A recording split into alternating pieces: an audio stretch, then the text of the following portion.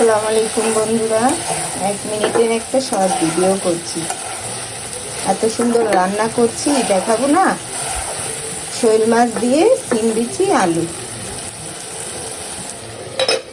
এই যে এখানে শৈল মাছ হয়ে গেল। শৈল মাছের ঝোল কি দারুণ কালার না, খেতেও ভালো হবে। বাচ্চাদের খাওয়া দাওয়া কমপ্লিট, হিসাব এখন পড়তে যাচ্ছে।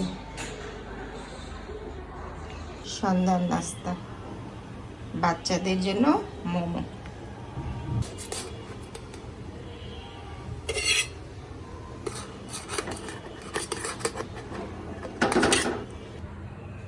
দিয়ে আসি।